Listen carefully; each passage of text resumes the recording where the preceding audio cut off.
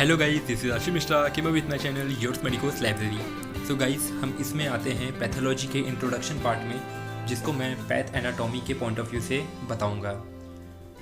So guys, let's start. Definition. तो इसके कई डेफिनेशन है, जिसमें से दो डेफिनेशन मुझे बहुत कन्वीनियंट लगी और बहुत इंपॉर्टेंट लगी, जिसको समझना बहुत ज़रूरी है। इसमें आप देख सकते हैं कि तीन चीज़ें मैंने मार्क की है: causes of disease, associated changes और साइन एंड सिम्टम। इसको हम देखते हैं क्या है, ये क्या बताता है। ये एक तरीके का इन्वेस्टिगेशन है कि क्या कॉज हुआ है, क्या कारण है डिजीज़ का, और उसके हिसाब से क्या चेंजेस हुए हैं और उसके हिसाब से क्या साइन और सिम्टम हमें दिखता है। तो ये तीनों को हम एक साथ कनेक्ट करते हैं कि क्या कॉजेस, क्या कारण है डिजीज़ का, क्या चेंजेस हुए हैं उसके हिसाब से ऑर्गन टिश्यू सेल्स में, और क्या साइन और सिम्टम्स प्रोवाइड हुआ है। तो ये चीज़ें हमें बताती है एक सिंपल डेफिनेशन। और इसको हम दूसरे नज़रिए से देखते हैं तो इसमें ये बताया है कि कोई भी डिज़ीज़ जो होती है उसमें हमें ये पता चलता है, जब हम ऑर्गेन सेल टिश्यू को देखते हैं तो उसमें स्ट्रक्चरल, बायोकेमिकल और फंक्शनल चेंजेस हमें दिखते हैं। और इसमें बहुत सारे टेक्निक्स होते हैं जो ये कॉजेस, मैकेनिज़्म और साइन और सिम्टम को बताती हैं। वो टेक्निक है मॉर्फोलॉजिक, मॉलिक्यूलर, माइक्रोबायोलॉजिक और इम्यूनोलॉजिक टेक्निक्स होती हैं, जिसके थ्रू उसके कॉजेस, उसके मैकेनिज़्म और उसके साइन और सिम्टम हमें दिखते हैं। तो ये बताया गया है एक सिंपल सा डेफिनेशन के पॉइंट ऑफ व्यू से। अब इसमें हम लोग क्या क्या पढ़ेंगे, इसमें हम मेन इंपॉर्टेंट है एटियोलॉजी। एटियोलॉजी का मतलब होता है कि कॉजिंग फैक्टर, क्या कारण है, कारण बताता है। इसमें जैसे आप डिजीज़ ले लीजिए, हाइपरटेंशन और डायबिटीज़, तो ये, और इसके साथ कैंसर भी आप जोड़ लीजिए। तो ये डिजीज़ है, ये मेजर डिजीज़ है, इसके क्या कारण है, मेनली दो ही होते हैं, जेनेटिक या एनवायरमेंटल फैक्टर। तो ये जो जेनेटिक फैक्टर है या एनवायरमेंटल ट्रिगर्स जो बताते हैं, ये सब एटियोलॉजी है, ये कॉजिंग फैक्टर्स हैं जो डिजीज़ कॉज करते हैं। अब आते हैं पैथोजेनेसिस। पैथोजेनेसिस का मतलब ही होता है कि मैकेनिज़्म बताता है कि कैसे डिजीज़ कॉज हो रहा है, क्या स्टेप्स है, क्या सीरीज़ है, क्या चेन है, कैसे डिजीज़ कॉज हो रहा है, और एटियोलॉजिकल फैक्टर क्या कैसे ट्रिगर कर रहा है उसमें सेलुलर या मॉलिक्यूलर चेंजेस प्रोवाइड करने में। तो ये देख सकते हैं।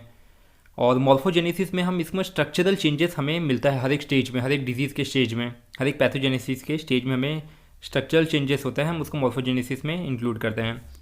और आता है पैथोमॉर्फोसिस। इसका मतलब ये होता है कि क्या चेंजेस हुई हैं लिविंग ऑर्गेनिज्म में थ्रू ट्रीटमेंट या थ्रू और रीज़न में, उसके कारण जो डिजीज़ हमें होती है, जो एक्शंस या जो इवेंट होते हैं, ये चीज़ें जो चेंजेस आती हैं, इसको हम बताते हैं पैथोमॉर्फोसिस में।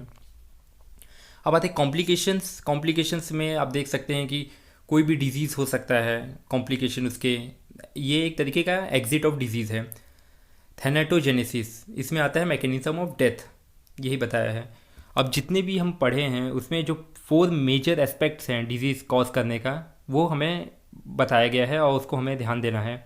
ये जो 4 होते हैं, ये सेंट्रल कोर होते हैं पैथोलॉजी के लिए। तो इसमें पहला आता है एटियोलॉजी, जो मैं बता चुका हूँ, ये एक कॉजिंग फैक्टर है। पैथोजेनेसिस, ये एक मैकेनिज्म है जो कॉज करता है, सीरीज़ है। मॉर्फोलॉजिकल चेंजेस, ये एक स्ट्रक्चरल चेंजेस हर एक स्टेज में होता है पैथोजेनेसिस के। और क्लिनिकल मैनिफेस्टेशन में साइन और सिम्टम आप देख सकते हैं कि क्या क्या चेंजेस होते हैं उसमें ऑर्गन टिश्यू सेल में। और पैथोलॉजिस्ट ने बहुत सारे टेक्निक यूज़ किए हैं, जैसे कि मॉर्फोलॉजिक, मॉलिक्यूलर, माइक्रोबायोलॉजिक, इम्यूनोलॉजिक टेक्निक, जिसमें हम स्टडी कर सकते हैं और उसमें हम बता भी सकते हैं कि क्या क्या बायोकेमिकल, स्ट्रक्चरल, फंक्शनल चेंजेस हुए हैं ऑर्गन टिश्यू या सेल के लेवल पे बताई गई है। एटियोलॉजी में आते हैं। एटियोलॉजी में मेनली ये मैं बता चुका हूँ, ये कॉजिंग फैक्टर है। तो इसमें 2 मेजर क्लास आते हैं, जेनेटिक और एक्वायर्ड। जेनेटिक फैक्टर जो इनहेरिटेड होते हैं और म्यूटेशन के थ्रू ये कॉज करते हैं डिजीज़ को, और एक्वायर्ड होता है जो एक्सटर्नल फैक्टर इन्फ्लुएंस होते हैं, एक्सटर्नल ट्रिगर्स होते हैं, जैसे physical, chemical, biological, nutritional, infectious, ये सब चीज़ें इन्वॉल्व होती हैं। अब इसमें से आप एग्जांपल ले लीजिए, जो एथेरोस्क्लेरोसिस और कैंसर है, जो ये बहुत मेजर डिजीज़ है। इसमें मल्टीफैक्टोरियल बहुत सारे अदर फैक्टर, 2 से ज़्यादा फैक्टर ट्रिगर करते हैं इस डिजीज़ को कॉज करने के लिए। अब आते हैं पैथोजेनेसिस। पैथोजेनेसिस में मैं बता चुका हूँ, ये एक तरीके का मैकेनिज्म है, सीरीज़ है, चेन है, जो हर स्टेज पर डिजीज़ को बताता है, सेलुलर, बायोकेमिकल और मॉलिक्यूलर स्टेज पर। Morphology has compare to previous, ये भी वही कंटिन्यू करते हैं पैथोजेनेसिस के बाद, जो बताते हैं कि क्या चेंजेस हुए हैं स्ट्रक्चरल पॉइंट ऑफ व्यू से सेल और टिश्यू में, और उसके हिसाब से क्या हमें इसका डायग्नोस्टिक पर्पस फाइंड करना है वो बताता है। अब इसमें एक और चीज़ें इंपॉर्टेंट है कि अब इसके ऑब्जेक्ट्स क्या होते हैं, ये इंपॉर्टेंट है पढ़ने के लिए कि क्या पैथ एनाटोमी के ऑब्जेक्ट्स होते हैं जो इसके लिए हेल्प करते हैं स्टडी करने के लिए। पहला आता है कॉर्पोसिस। कॉर्पोसिस कैडेवर डेड बॉडीज़ होती हैं। दूसरा होता है लिविंग पीपल और तीसरा होता है एक्सपेरिमेंटल मटेरियल। इनके ऊपर हम चेंजेस फाइंड कर सकते हैं, डिजीज़ कैसे हो रही है, क्या चेंजेस है, एज़ कंपेरेटिवली हम स्टडी कर सकते हैं इसको।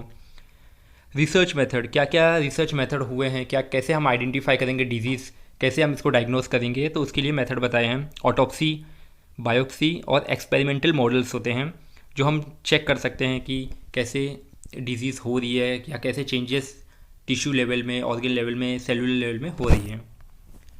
तो ऑटोप्सी का मतलब होता है कि पोस्टमार्टम। इसमें क्या होता है, हम माइक्रोस्कोपिक और माइक्रोस्कोपिक एग्जामिनेशन कर सकते हैं ऑर्गन्स के जो डेड बॉडीज़ हैं, और उसके हिसाब से हम उसके कॉजेज़ को फाइंड कर सकते हैं, कैसे डेथ हुई है।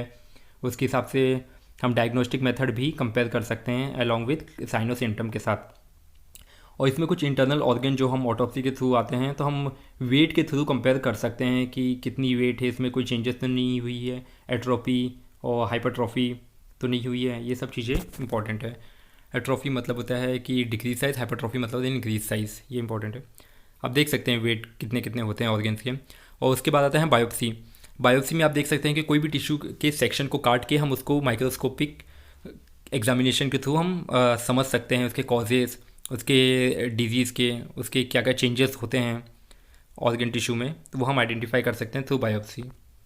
अब बायोप्सी में बहुत सारे टाइप होते हैं, इंसिशनल, पंचर, एंडोस्कोपिक और एस्पायरेशन। इंसिशनल बायोप्सी ये बहुत फास्ट टेक्निक होती है। इसमें हम सर्जिकली किसी भी टिश्यू को काटते हैं और उसके थ्रू हम आइडेंटिफाई करते हैं। पंचर बायोप्सी में हम उसके कोई भी एक कॉलम होता है टिश्यू को, उसको थ्रू स्पेशल नीडल के थ्रू हम निकालते हैं और उसको हम आइडेंटिफाई करते हैं। जैसे एग्जांपल है ट्रेपेनो बायोप्सी। इसमें क्या होता है, जो बोन टिश्यू या बोन मैरो होती है उसके टिश्यू ऑब्टेन होते हैं थ्रू ट्रोकार। ये एक सर्जिकल इंस्ट्रूमेंट है, स्पेशल इंस्ट्रूमेंट है, उसके थ्रू हम आइडेंटिफाई करते हैं। अब आता है एंडोस्कोपिक बायोप्सी। इसका मतलब ये होता है कि जो हमारे इंटरनल ऑर्गन होते हैं, ईसोफेगस, स्टमक, इंटेस्टाइन या ब्रोंकाई, उसको हम डायग्नोस करते हैं, उसके थ्रू हम आइडेंटिफाई करते हैं कि कैसे होता है। और उसमें मेनली क्या होता है कि 1 to 2 mm volume of material हम आइडेंटिफाई करते हैं उसमें से, और उसको हम देखते हैं, इन्वेस्टिगेट करते हैं। बट इसमें क्या होता है कि इसमें कंटेंट हमें बहुत कम मिलता है, वॉल्यूम कम मिलता है, तो इसको हम करीब करीब 4 से 6 बायोप्सीज हमें करनी पड़ती है ताकि अच्छे से इसको इन्वेस्टिगेट कर सकें। चौथा होता है एस्पिरेशन बायोप्सी। एस्पिरेशन बायोप्सी का मतलब होता है कि इसमें हम जो फ्लूइड होती हैं हॉलो ऑर्गन्स में, एनाटॉमिक कैविटीज़ में, उसको हम स्टडी करते हैं। और मेनली स्टडी होता है साइटोलॉजिकली और एज वेल एज स्मीयर के थ्रू हम इसको आइडेंटिफाई करते हैं। और हिस्टोलॉजिकली हम स्टेन यूज़ करते हैं, कुछ स्टेन यूज़ करते हैं, हेमेटोजाइलिन और यूसिन स्टेन यूज़ करते हैं जो हेल्पफुल होती है। और कभी कभी स्पेशल डाइज भी यूज़ कर सकते हैं हिस्टोकेमिकल स्टडी के पर्पज़ से।